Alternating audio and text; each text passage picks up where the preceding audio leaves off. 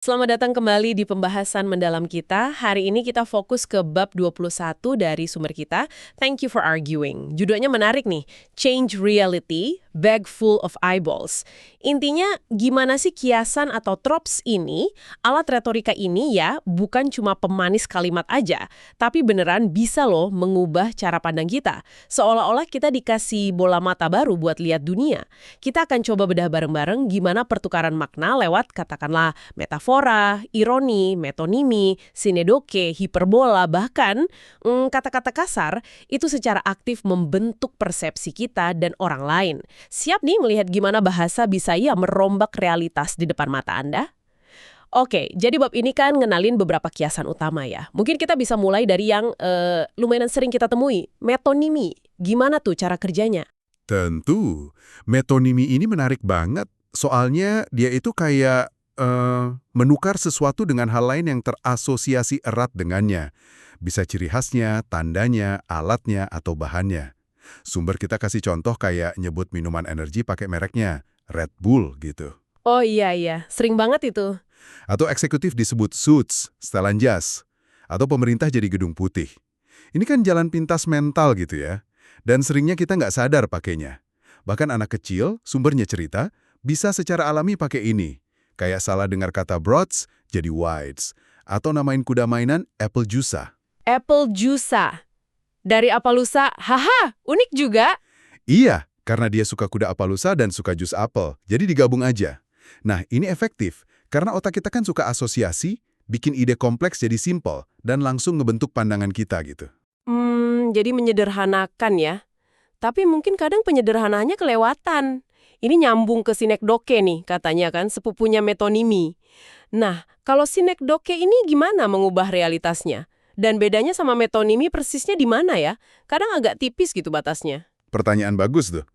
Sinekdoke itu menukar bagian untuk keseluruhan, atau bisa juga sebaliknya, individu untuk kelompok. Contoh klasik kan Main Street buat rakyat biasa, lawannya Wall Street buat korporasi besar. Oke. Batasnya sama metonimi emang kadang tipis. Metonimi sering pakai atribut yang nempel, suits tadi, sementara sinekdoke lebih ke bagian yang mewakili, Wall Street. Atau contoh tunggal buat kelompok, tapi intinya mirip lah, substitusi konsep. Nah, bahayanya sinekdoke, ini yang ditekankan sumbernya, itu potensi bikin stereotip. Iya. Misalnya, contoh welfare mother itu, ibu penerima bansos. Atau stereotip rasial, satu gambaran aja dipakai buat mewakili seluruh kelompok. Ini kan bahaya banget, mengubah persepsi secara drastis, seringnya ke arah negatif. Istilah kayak redskins atau blue hairs itu masuk mana dong? Kayak di antara keduanya gitu ya? Bisa jadi. Keduanya kan menukar makna dan membentuk cara pandang kita. Intinya sih sama, realitasnya jadi dibengkokkan. Oke, kekuatan generalisasi dari satu contoh itu memang wah kuat banget ya. Nah, terus gimana dengan hiperbola yang melebih-lebihkan itu? Kok bisa ya sesuatu yang jelas-jelas nggak nyata, kayak melebih-lebihkan secara gila-gilaan gitu, malah bisa mengubah realitas? Kayak agak aneh nggak sih? Iya, kedengarannya gitu ya. Tapi hiperbola ini mengubah realitas dengan cara mengubah skalanya, skala persepsi kita. Dibikin jadi kelihatan jauh lebih besar, atau sebaliknya, jauh lebih kecil dari aslinya. Sumbernya kan kasih contoh lucu tuh, peternak Texas yang tanahnya luas banget, perlu 3 jam buat melintasinya naik mobil. Oh iya, terus dijawab sama orang lain, wah saya dulu juga punya truk kayak gitu. Nah, itu kan jelas melebih-lebihkan buat efek dramatis. Politisi juga sering banget pakai ini. Sumbernya kan menunjuk Donald Trump sebagai a walking hyperbole. Dengan menggembungkan atau mengempiskan realitas kayak gitu, tujuannya ya menggeser landasan emosi dan penilaian Anda terhadap sesuatu. Oke, mengubah skala ya. Masuk akal sih. Nah, terakhir nih yang ada mengejutkan buat saya di bab ini, kata-kata kasar atau profanity. Kok bisa sumpah serapah gitu masuk daftar kiasan? Gimana hubungannya sama ide mengubah realitas ini? Agak jauh rasanya. Nah, ini dia. Bab ini menyebutnya the God-defying trope, kiasan penentang dewa. Kekuatannya itu kayak nyaris primitif gitu, menyentuh area tabu dan emosi yang dalam banget. Sumbernya bilang ini mirip kayak baca mantra. Kadang berhasil banget, narik perhatian, nunjukin intensitas tinggi. Kadang gagal total, malah jadi bumerang. tergantung konteks dan siapa yang dengerin. Jadi sihirnya di mana? Sihirnya itu di kemampuannya buat seketika mendobrak norma sosial dan nyuntikin emosi mentah.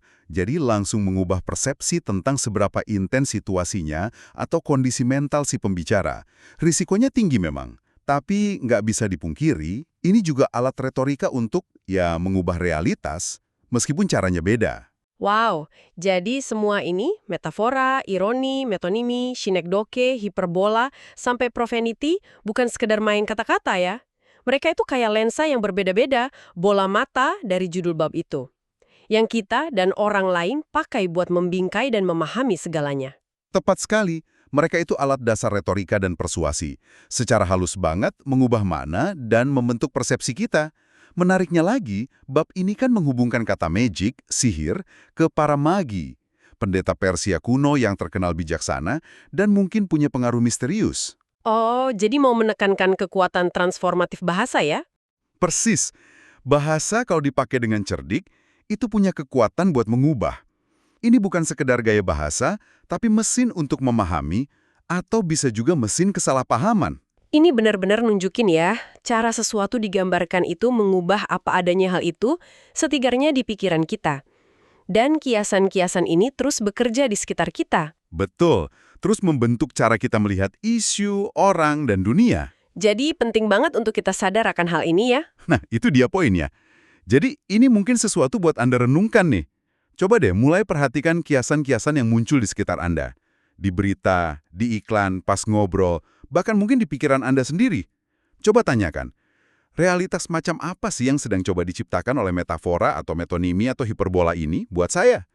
Gimana dia membentuk pandangan saya? Mungkin tanpa saya sadari. Nah, kesadaran itu sendiri udah jadi alat yang ampuh loh.